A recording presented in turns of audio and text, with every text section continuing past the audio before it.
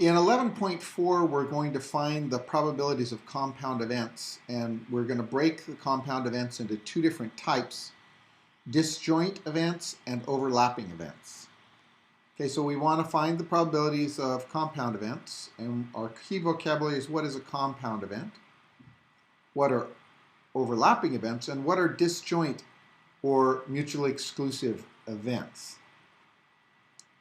So if we talk about what can happen with compound events, we're talking about A happening and B happening. So compound means two events are happening. And what we can look at is the union of A and B. So when we look at all the different ways that A and B can come out, we have two different possibilities. We can have an area where there's this intersection of A and B, where there are outcomes of A and outcomes of B that are the same, or A and B that are totally discrete and there is no intersection point. So these are called overlapping events, and these are called disjoint events, or they might be called mutually exclusive events. And what that means is if you're part of A, you're not part of B. So as an example, if we think about, let's say if we look at our students at LaSalle and we're talking about if A is the number of freshmen and B are the number of girls at LaSalle High School, then this overlapping part are the girls who are freshmen, because they're members of each group. And if I'm counting them as possible outcomes, I can't count them twice. Okay, and if we talked about freshmen and juniors, those are mutually exclusive. If you are a freshman, you cannot also be a junior. That doesn't really happen. Okay, so those are examples of overlapping and mutually exclusive events. And when we want to do the calculation of compound events, if A and B are any two events, and right now we're talking about events that have overlap, the probability of A happening or B happening, right? The key thing is we're talking about A or B happening. It's the probability of A plus the probability of B minus the probability of A and B, which is the overlap. Okay, this is the part where we have overlap. So in the example I gave you, the number of girls who are freshmen, if we want the probability of selecting a student at LaSalle who is either a freshman or a girl, it would be the number of freshmen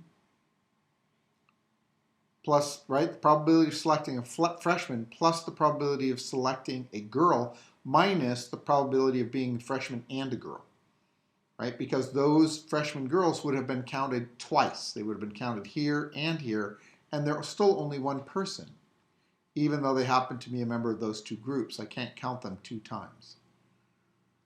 If we are disjoint events, then I don't have to have this last part, right? This last part is what accounts for the overlap. And then it's just the probability of A plus the probability of B. So what you want to think about is, when you're working on problems like this, is are these mutually exclusive or are they overlapping events? So a card is randomly selected from a deck of 52 cards. What's the probability that it is a 10 or a face card? Well, if you're a 10, you're not a face card. So this is a disjoint event. So the number of face cards, typically I would say there's ace, king, jack, and queen. I say ace, king, queen, jack. So there's 1, 2, 3, 4 different types and 4 different suits. So there are 16 of those. And the number of tens, right? So it's the probability of face card plus the probability of being a 10 is going to equal my probability. So there's 16 out of 52, 16 face cards, 4 tens, 4 out of 52. So this is going to be 20 out of 52, or 5 out of 13. Okay, so it's a little less than 50%. Okay, if we look on here's an example of, this is an overlapping set. A card is randomly selected from a standard deck of 52 cards. What is the probability it's a face card or a spade? So I've got all my face cards, and I've got all my spades, but then I also have my face cards that are spades. Okay, so I have the 16 out of 52 face cards.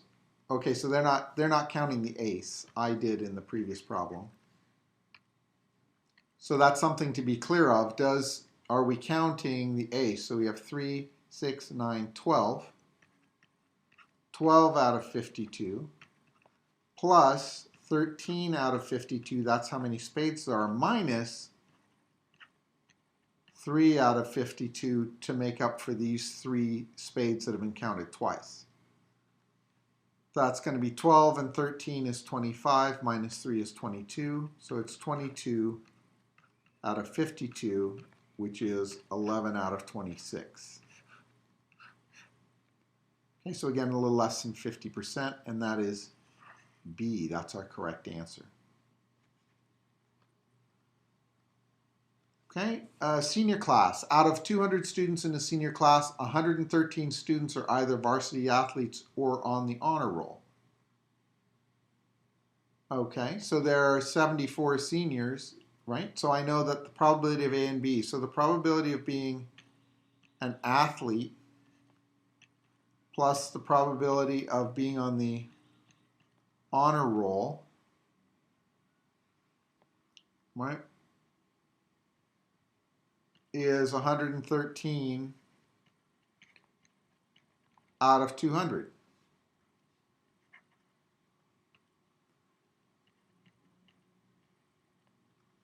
There are 74 seniors who are varsity athletes and 51 who are on the honor roll.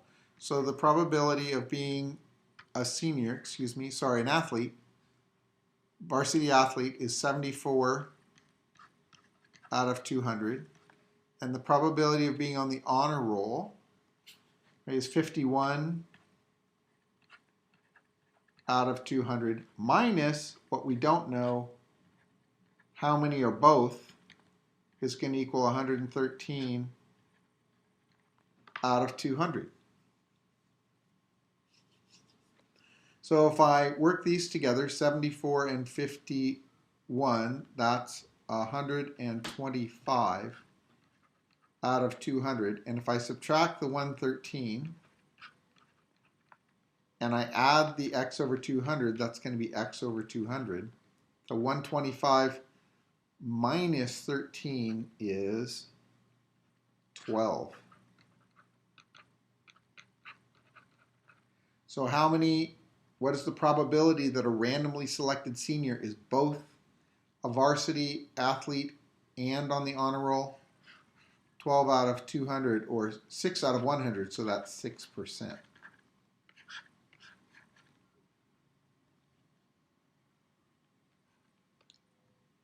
Okay, when we talk about complements, if for the event A bar, so it's A with a bar over the top, is called the complement of event A. And what it means is it's the opposite of A, or the complement of A. So it's read as A bar. And the probability of the complement of A bar, is 1 minus the probability of A, because 1 is 100%. So for instance, the probability of, if I'm selecting a boy or a girl, right? So if A is the probability that I selected a boy, then 100% minus that is going to be the probability of selecting a girl, which is the complementary event. Okay, so sometimes it's easier, instead of calculating something happening, sometimes it's easier to calculate the probability of it not happening. And then if you do 1 minus the probability of it not happening, you'll find out the probability of it happening. So this is part of what it's used for. And let's take a look at how that might happen. So when 2 6-sided dice are rolled, there are 36 possible outcomes. They're all shown here. What's the probability that the sum is not 6? Well, it's a lot easier if I calculate the probability of it being 6, right? So when we look at 6, right, a 4 and a 2, a 5 and a 1, a 3 and a 3, right, a 2 and a 4, a 1 and a 5. These are all probabilities that add up to 6. 1, 2, 3, 4, 5 of them. Okay, so there's a total of 36, 36 minus 5, 36. So the probability that it's not a 6 is 31 out of 36. I mean, I could have counted up all the other ones, but it's a lot easier to count up the smaller number. Okay, if we look at the sum is less than or equal to 9, then we might want to look at what's greater than 9. Okay, so less than or equal to 9, let's look just at greater than 9. So, because that's just 10, 11, and 12, right? So here's 10, here's 10, here's 10, 11, 11, and 12. So 1, 2, 3, 4, 5, 6 values are greater than 9. So if I take 36 out of 36 minus the 6 out of 36, that's going to be 30 out of 36, which is 15 out of 18. So I should have divided by 3. Actually more than 3. I should have divided by 6. So it's 5 divided by 6 is that probability. Okay, so in some cases it's just easier to calculate the opposite of what you're looking for and find the complement. Okay, and finally, a restaurant gives a free fortune cookie to every guest. The restaurant claims there are 500 different messages hidden inside the fortune cookie. What's the probability that a group of 5 people receive at least 2 fortune cookies with the same message inside? Okay, so that's complicated to calculate, at least 2, because it could be 2 or 3 or 4 or all 5 could be the same.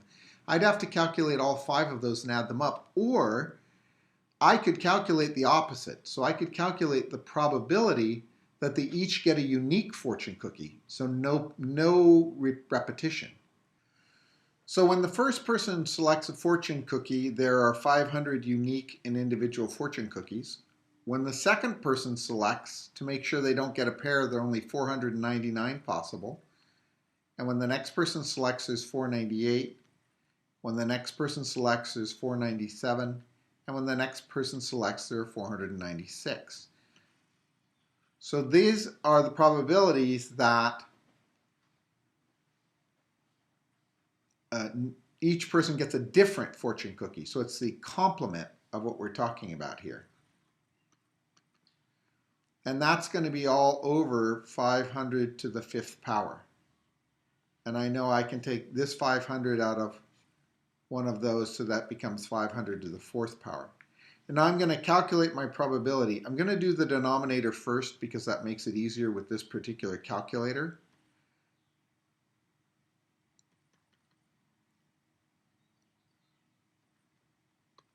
So when I take 500 to the 4th power, this is what I get, and I'm going to add it to memory. And then I'm going to calculate the numerator. So 499 times 498 times 497 times 496 equals this. I'm going to divide it by memory recall equals. So this is our probability of everybody getting a unique one. It's almost 100%. It's very, very close. If I make this the opposite and I add it to 1, this is the likelihood that anybody might get a pair. So it's basically 2%. So there's a 98% chance that everybody gets a unique and individual fortune cookie. The probability that there's at least one pair is 2%. Okay? And that's working with calculating our probabilities about compound events including overlapping events and mutually exclusive events.